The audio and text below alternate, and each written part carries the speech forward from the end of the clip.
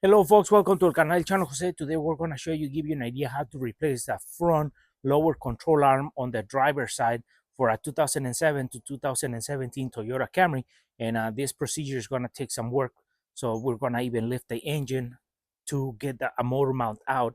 So there's going to be some work done to this for this replacement.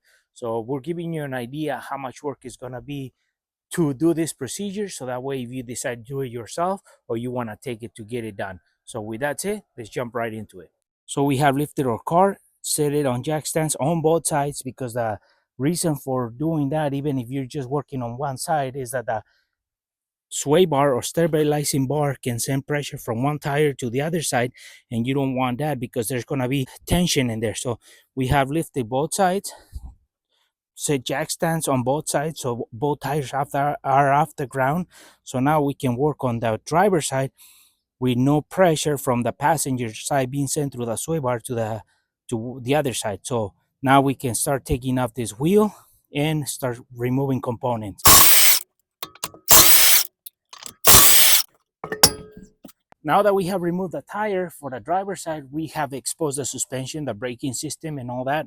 So now we're going to explain a little bit that this job of replacing the lower control arm is going to require loosen the front motor mount out so it lifts, so the motor can tilt up, so we can get that motor mount on the driver's side out, and then we can get to that bolt that is hiding behind the motor mount, so we can remove that control arm. So it's going to get tricky on this job, but we're giving you the idea how this is going to get a little trickier. So if you feel comfortable doing this. So with that said, let's show you what we do. So before we start, this is what we're replacing: the lower control arm. This is the ball joint right here. There's two bolts that go right in there, and there's a bolt that goes from the bottom up on the back.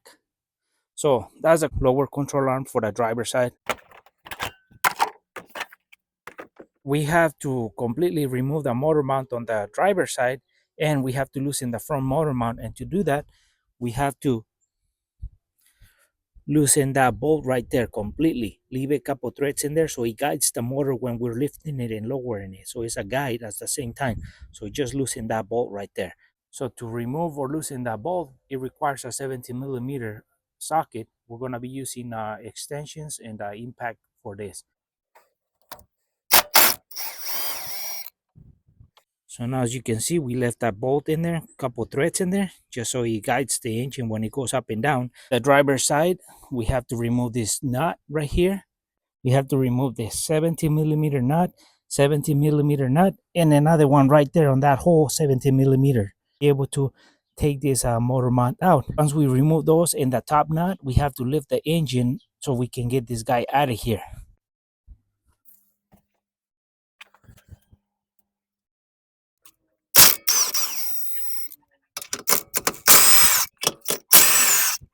So now we have removed the three bottom nuts of the motor mount. Now we have to remove this upper nut. This nut is going to require a 19 millimeter wrench.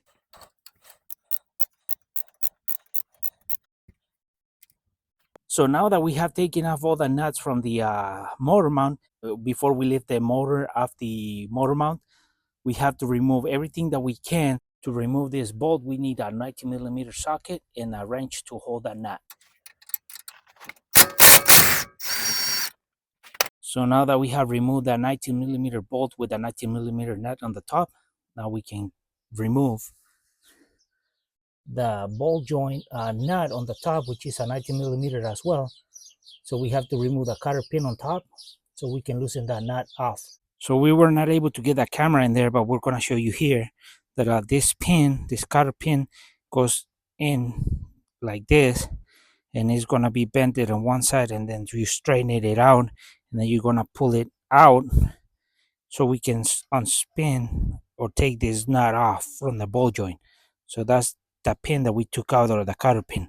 So you gotta straighten it out and pull it straight out, and then undo the 19 millimeter nut. So now that we have loosened that 19 millimeter nut from the ball joint, it won't come off now. So what we're gonna be doing is we gotta tap here to see if it spits it out, or if you got a tool for a fork to split the ball joint from the spindle. we have added WD-40 there. So this is the tricky part. You gotta get this loose so it comes out to the bottom, but you gotta make sure you for loosen it off.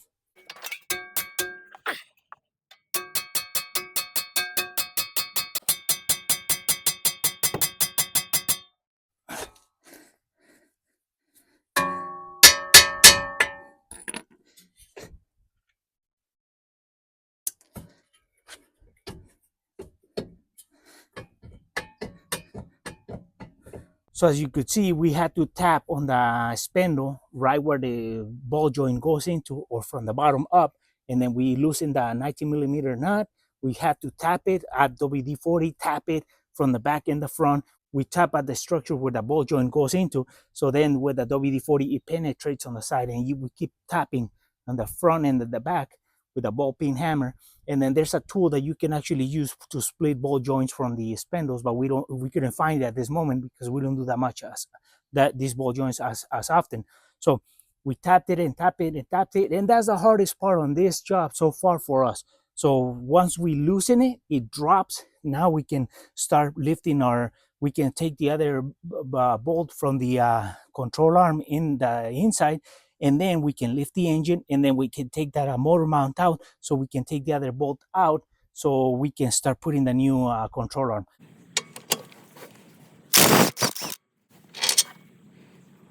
Now we lift the engine so we can get the motor mount out. Now that we have to lift our engine up, where we are lifting off is not from the oil pan on the transmission, which is right here. We're doing it right here at that point right here. We put a wood, and then we put the jack into it, so then the wood acts as a cushion.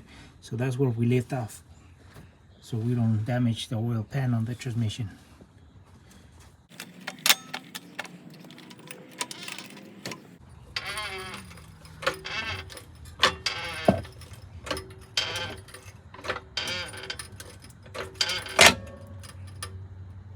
So now that we have lifted it and it came out for the motor mount or the transmission mount, we remove that transmission mount so we can expose that 22 millimeter bolt behind it.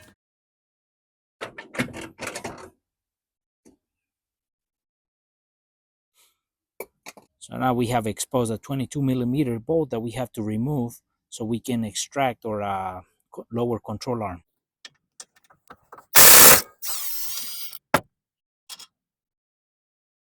At this moment, the control arm is free from the inside. We have to extract that bolt completely. We have removed the bolts there, the one bolt over there. And to remove the ball joint from the spindle, we have to push it down, but it won't let us. It's hitting the splash guard for the rotor. We have to remove that as well.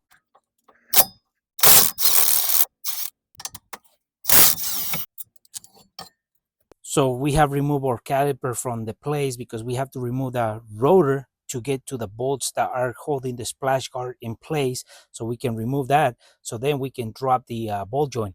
Caliper, we're going to hang it from the spring, so that way we don't damage the hose.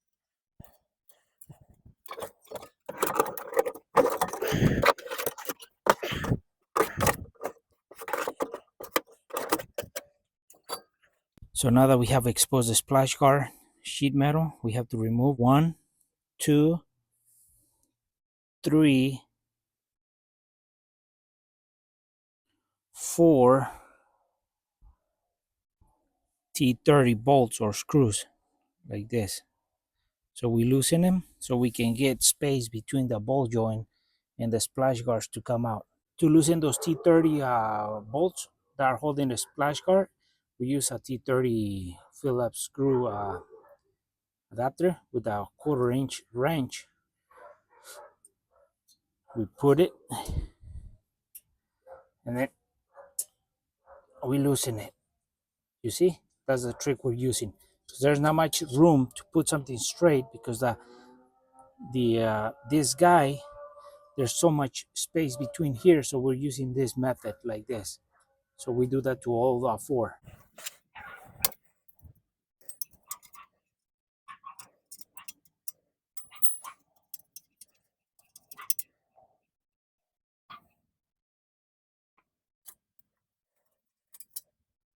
We have removed the 4 bolts, and now we can pull the sheet metal back and we can make space down here for the ball joint to come out.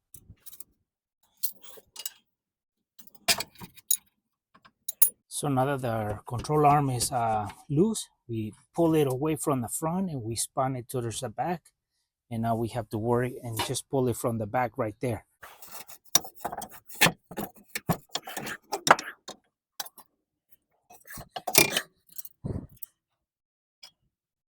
One thing when we pull this lower control arm is that this metal was right here, like this.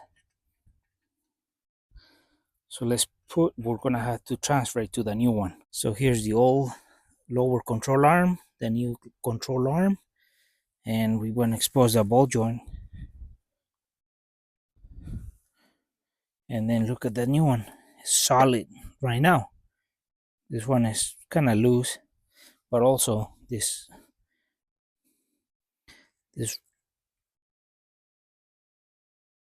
right here, this right here is all cracked, the new one.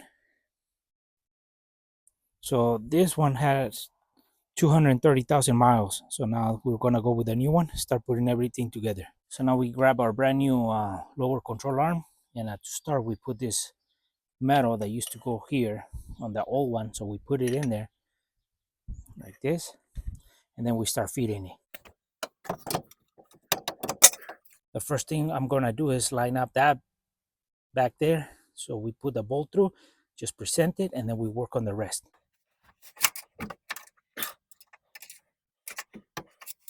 So what I did, I used a screwdriver to line up the bottom first, kind of guide it, and then that way that bolt can kind of present itself, and then we start guiding the top.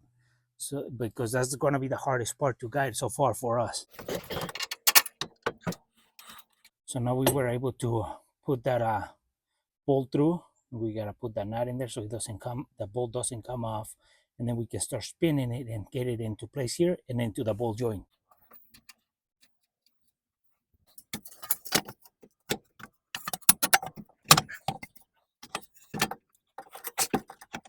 So we had to guide that and then guide our ball joint into it. So we got this. So we put the 22 millimeters there, and then we can start putting the nut on the ball joint as well.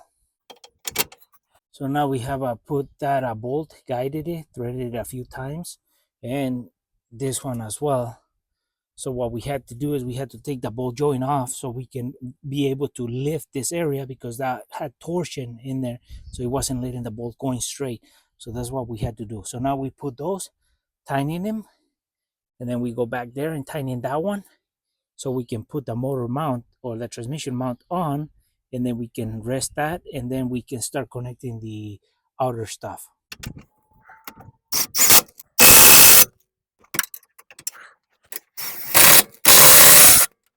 So now we have put the two 22 millimeter bolts in the front, the one in the back. So now we can put the transmission mount so we can rest the motor and transmission into the frame, put everything back together there, and then we can start putting everything outside. So now we have to lower the motor, and then we have to guide that right into that hole so everything falls in place.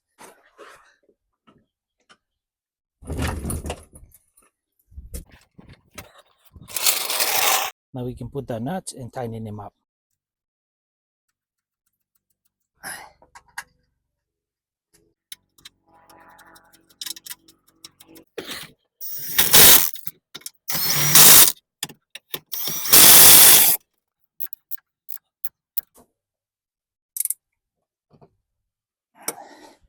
So now we're going to put the ball joint, because we have to break it off from the control arm. So we were able to bolt down the long bolts over there to line up, because the hardest part was those bolts inside there. So now this one, we just put it in and then put it into the control arm and bolted it down. And this is how the ball joint looks on our driver's side Camry. This nut to secure it to the spindle, these two studs, and then there's a bolt that comes through the bottom through, and then there's a nut on the top. So that's how it looks.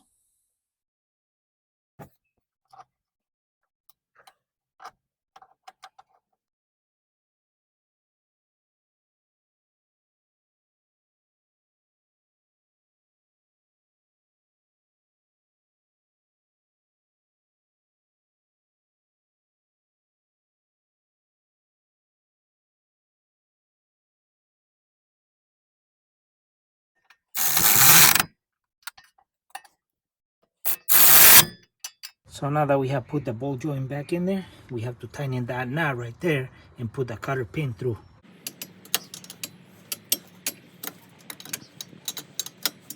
So now that we have tightened that knot on the ball joint, we put the cotter pin through so that knot doesn't come off. So now we put the cotter pin through, and that's gonna keep the knot from coming off. And also we bent the cotter pin so it doesn't come off. So now we have tightened everything on the control arm, and now what we have to do is we have to put everything like the sheet metal, the splash guard, and all the brake system back on. But and then we tighten in that motor mount. Now we have another motor mount we have to tighten, which is the front one. So before we forget, we go tighten in that one, and then we come back and put our brake system together.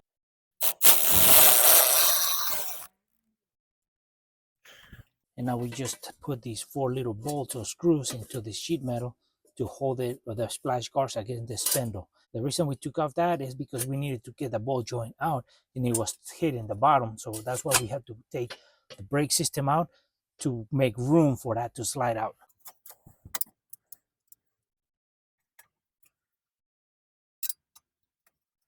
So we have to use a T30 with a 1/4 inch tubing wrench to be able to turn this guy in this limited space.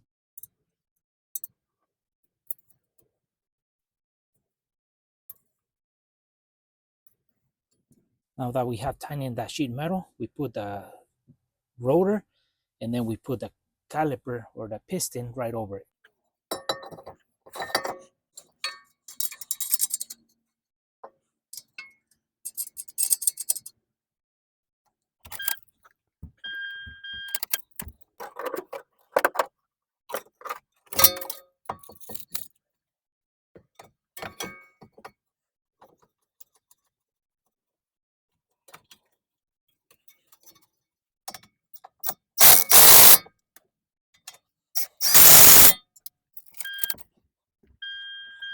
So here we have the old lower control arm of our Camry. We replaced it with a new one. So now we just give a last inspection that we have put everything back together and tighten it. And now what we have to do is put the wheel back on, drop our car. And now we have to take it for an alignment because the symmetry has changed and it's not going to be straight. So we're going to have to take it for an alignment now so the tires don't wear out uneven, and that way they last longer. So that's going to be the next thing that we have to do, take it for an alignment, because this whole thing has been moved around and it's not going to be straight anymore. So we have to take it for an alignment.